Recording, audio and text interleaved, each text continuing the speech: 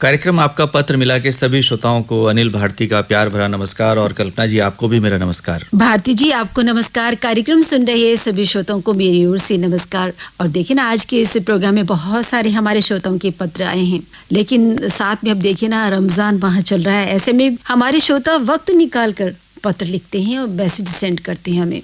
जी कल्पना जी, कल ही हमने अलविदा जुम्मा मनाया और ये बहुत ही पवित्र माह है, जैसा कि हमारे सभी श्रोता जानते हैं। और हम यही कामना करते हैं कि ईद आ रही है जी। अल्लाह आपके हर समय, आपके हर कार्य में आपके साथ हो, आपका मार्गदर्शन करे, आपको खुशियां दे जी। और आप यदि प्रसन्न हैं तो देश में खुशहाली होगी और हम सब प्रसन्न रहेंगे, क्योंकि आप हमसे इतने करीब से जुड़े हैं, हमारे कार्यक्रमों को इतना सराहते हैं जी। आप समय निकालकर हमें खत लिख रहे हैं, हमें मैसेज कर रहे हैं, ये बहुत बड़ी बात है जी। और हम ये दुआ करते हैं कि आप सदा प्रसन्न रहें, खुशहाल रहें जी। और किसी भी तरह का कष्ट आपको ना हो जी। और ये कार्यक्रम में पहला मैसेज हमारे श्रोताओं ने लिख भेजा है। आप है मिसबा शमसी, नगीना जिला बिजनौर यूपी से।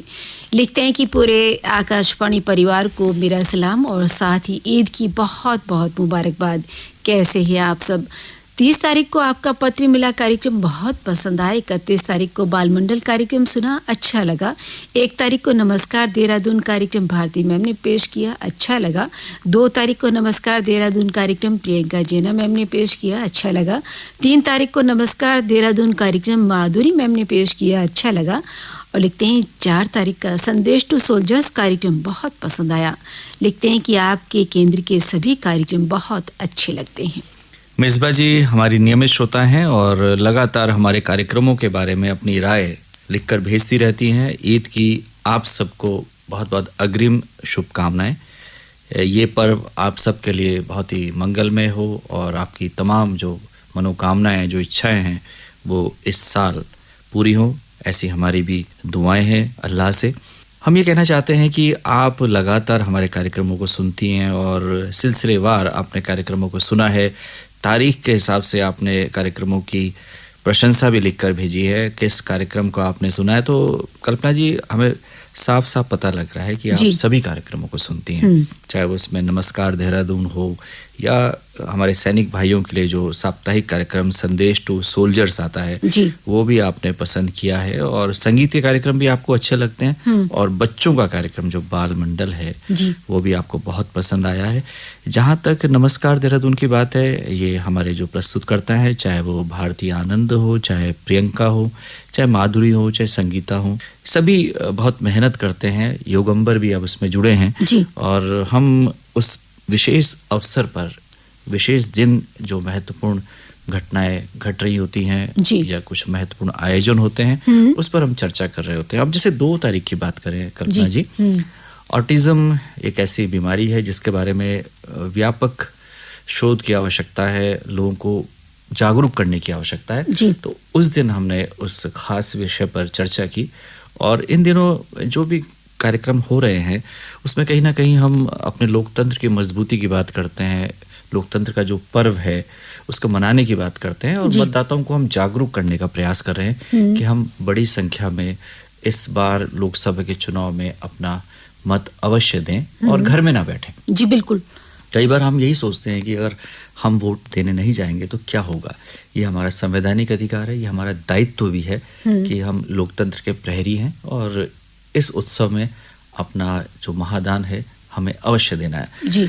तो आपका इतने खूबसूरत खत के लिए बहुत बहुत धन्यवाद मिसबा जी। जी, ये अगला मैसेज श्रोता लिखते हैं रामगढ़ कैंट से हैं। भारत भूषण, अंजू श्रीवास्तव, देविद भूषण, संस्कृति और पौरुष लिखते हैं कि कुछ आकस्मिक उद्घोषक मेरी फरमाइश शामिल नहीं करते, पता नहीं उन्हें मेरे नाम से इतनी एलर्जी क्यों है। लिखते हैं कि आपकी फरमाइश कार्यक्रम में मेरा भी नाम लिखा है भारती जी, मैं हूँ या फिर दूसरे अनाउंसर्स हैं, वो फरमाइश में इनके नाम शामिल नहीं करती हैं।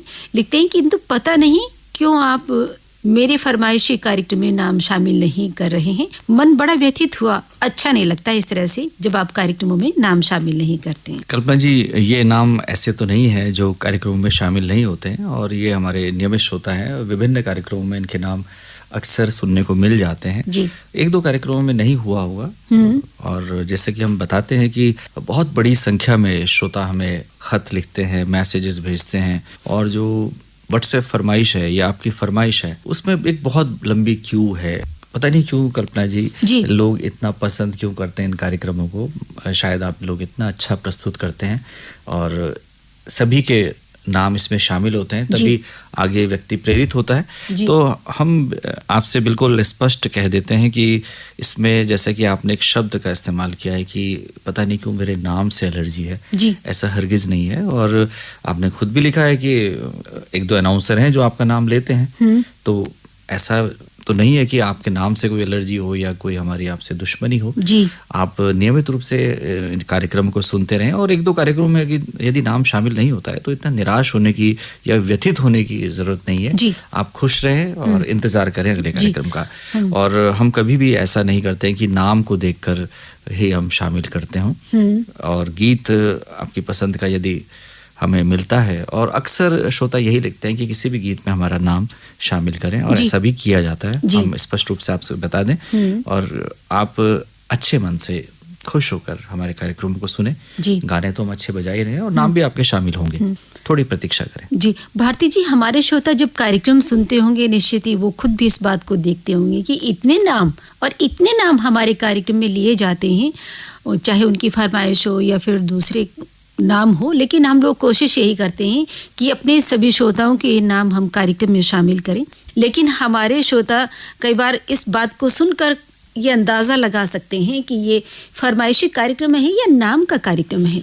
बिल्कुल, और हम तो ये भी कहना चाहेंगे कि अगर गीत पसंद का आ रहा है तो हमें इसमें भी संतुष्ट होना चाहिए, लेकिन हाँ, नाम भी शामिल होने चाहिए, क्योंकि नाम सुनकर गीत सुनने का आनंद ही कुछ और है कल्पना जी। और इसीलिए हम लोग यहाँ पर हैं, और ये कार्यक्रम इसीलिए, नहीं तो फिर आजकल इतनी सुविधाएं हैं कि अपनी पसंद का गीत आप कहीं भी सुन सकते हैं, लेकिन वो नाम के साथ और रेडियो तरंगों के साथ गीत को सुनना, वो उसका आनंद ही कुछ और है। बिल्कुल।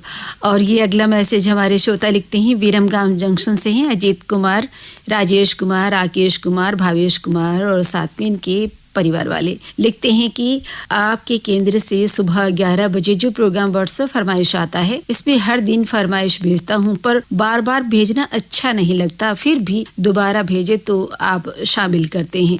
लिखते हैं ये प्रोग्राम 11 बजे होता है और 11 बजे के बाद आप उसमें फरमाइशी नामों को शामिल किया जाए जो 11 बजे के बाद मिलते हैं, लेकिन कुछ आरजे सुबह आई मैसेज ही शामिल कर लेते हैं। अगर ऐसा करते हैं तो ठीक नहीं है। आप से विनती है कि प्रोग्राम में 11 बजे से पहले आए मैसेज को शामिल ना करें। लिखते हैं, आप एक श्रोता के ही मैसेज 3-3 शहर से अलग अलग नाम से होते हैं, वो शामिल किए जाते हैं, जो कि अच्छी बात नहीं है। आपसे निवेदन है कि एक नंबर से आए एक ही शहर से नाम शामिल करें।